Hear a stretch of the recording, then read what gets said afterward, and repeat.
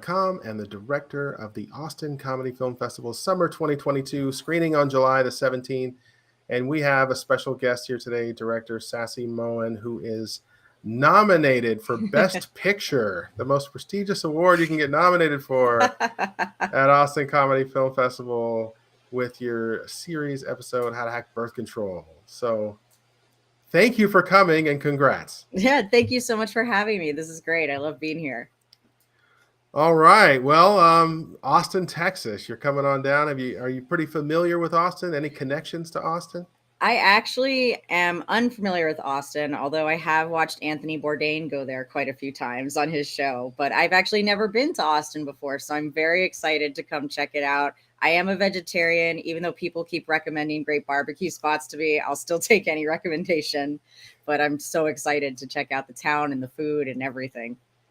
You know, the biggest misconception is barbecue's all we got. And what people don't realize is in Austin, actually the highest rated restaurant in the city is Miyako, which is a sushi place. Ooh, okay. Interesting. So there's plenty of like opportunities for great food. Every place just about has vegetarian options. There is a fantastic Mexican restaurant that's just like a parking lot over from Austin Film Society. With a million you just options, got me so excited. I love good Mexican food.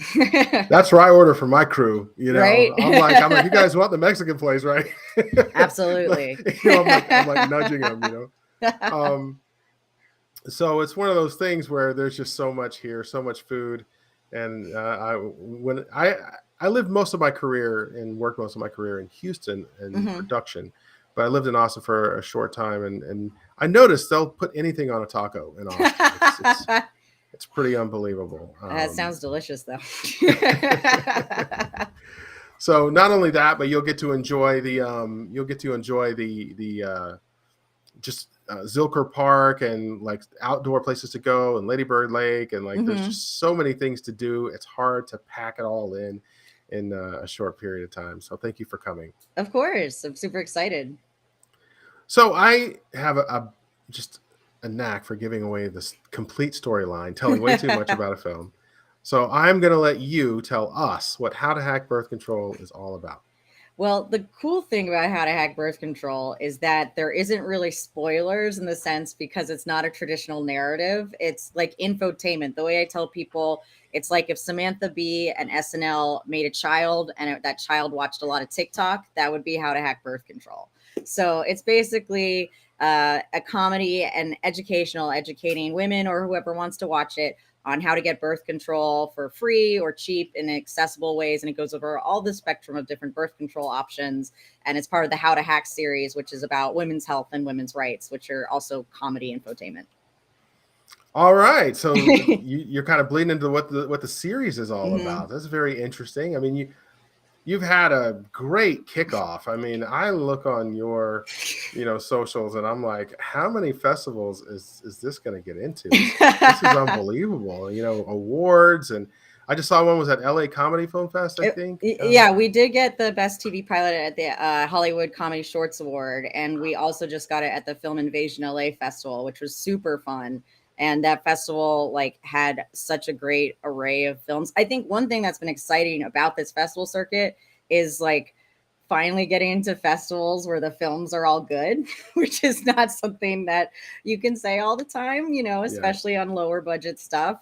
And it's really cool to be around all these other filmmakers or aspiring filmmakers making this amazing content. I just went to the Bentonville Film Festival in Arkansas the other week, and that was so fun. And that was a festival focused on women and minority filmmakers. And it was I went there, I was like, I found my people, making kind of subversive films about hot button issues that, comedy, drama, whatever. And it was really cool because that was also one of the first times I was like, oh my God, there's others like me, because I often feel like the outsider in a room being the only woman in a boardroom with 10 men, having these discussions about women's movies or whatever. So I remember seeing a press release from a film festival a couple years ago. And I think it was in Austria or something. And the press release was we're so proud to screen 21 feature films at this festival. And 2 of the directors are women. And I'm thinking to myself, I'm thinking to myself, two? Yeah. What do you mean two? You know, and They like pat themselves on the back. exactly, and it's we don't have categories for race or Sure. sexuality, lifestyle, genders, Yeah. or anything like that. And we've even changed our acting awards to just acting performance awards. We don't Hmm. ask. It's just, hey, whoever's doing the best performance. Yeah. But what I found is all of our judges, and this is in every city that we have, there's no exceptions in Houston and Austin and Portland.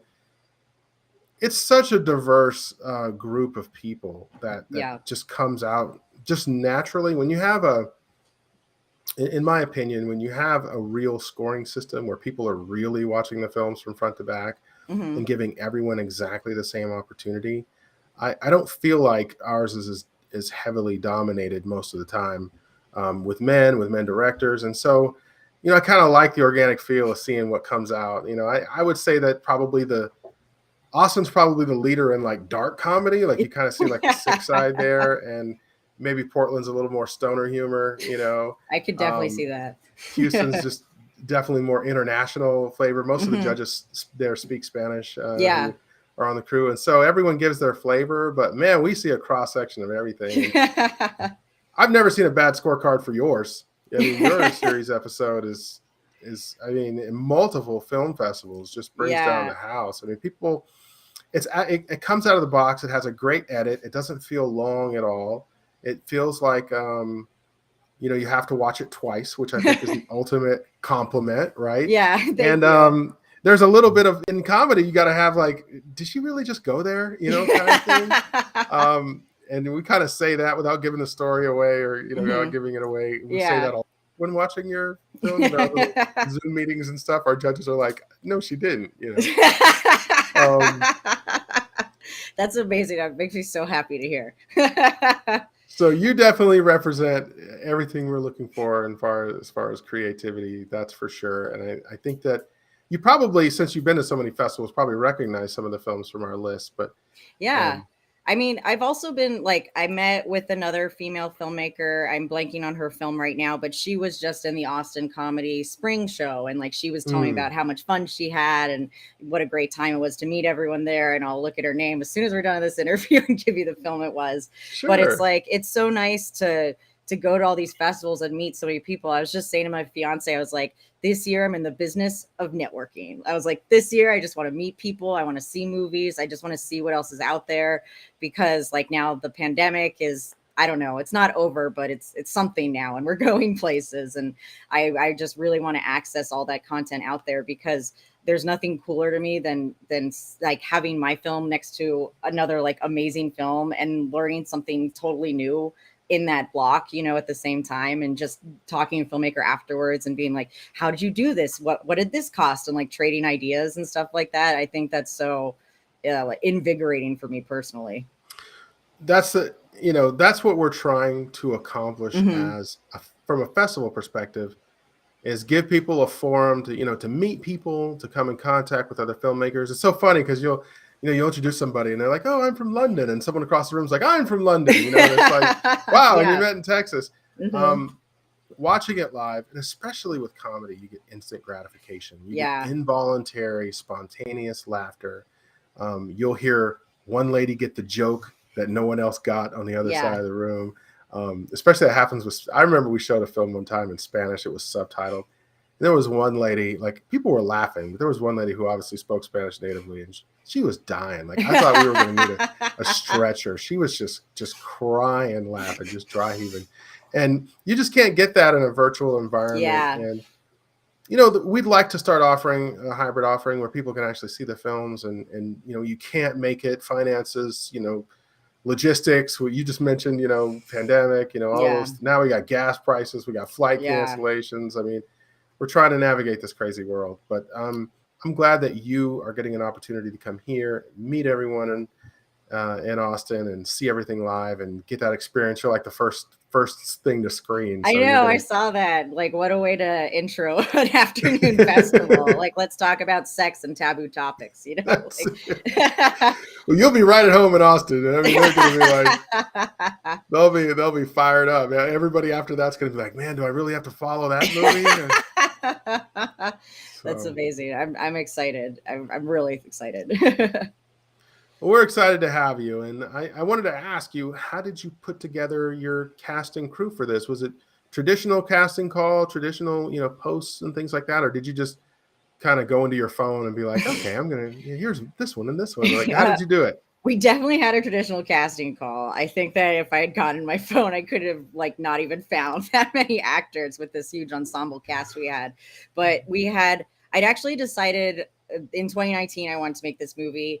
I do a lot of social media commercials, and a lot of them are like hack commercials. And I this idea of like, what if I made a film using these social media commercial sort of styles, but about something important, And so I went into 2020, like started writing, and then the pandemic happened, and I, was like, this sucks. Like, there's no way I can make this. And what happened is one of my best friends, Jane, that I've known since she was 5, she actually helped run the COVID response in DC. She organized the homeless female population response in the District of Columbia.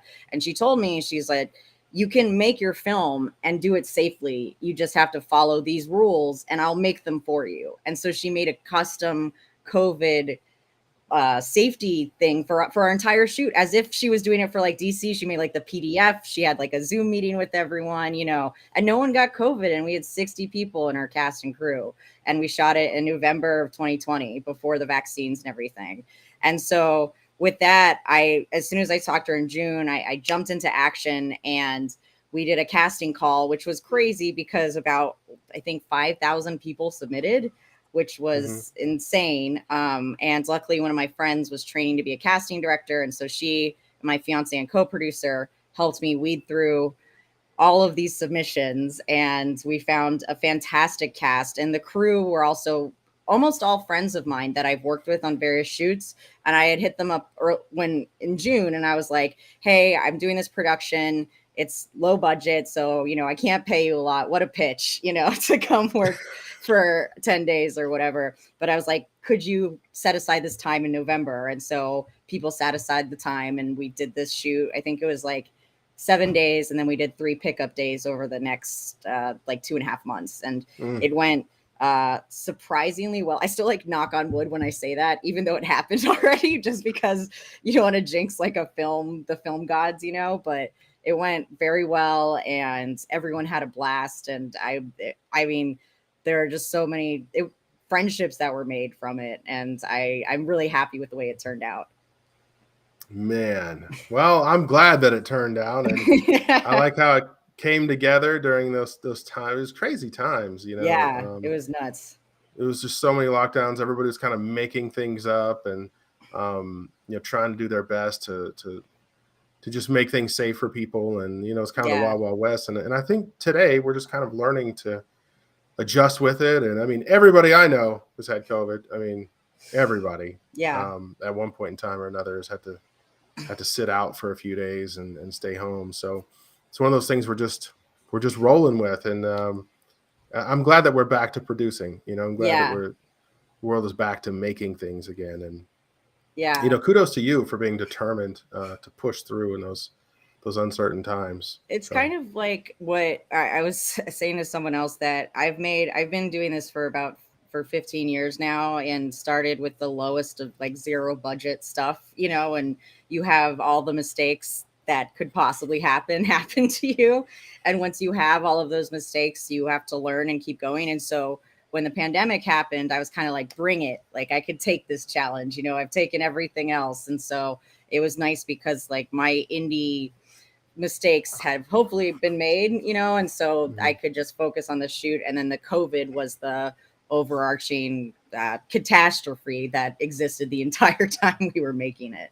So like we had outside rehearsals, which was really cool at my friend's house. And that actually turned out way better because it was in like a central location. It saved us on budget because my friend was like, just come rehearse in our backyard. And, there was just a lot of odd benefits to COVID that helped us go forward financially, but also the drawback, of course, was there was a pandemic. So, which one's better? Probably not the pandemic.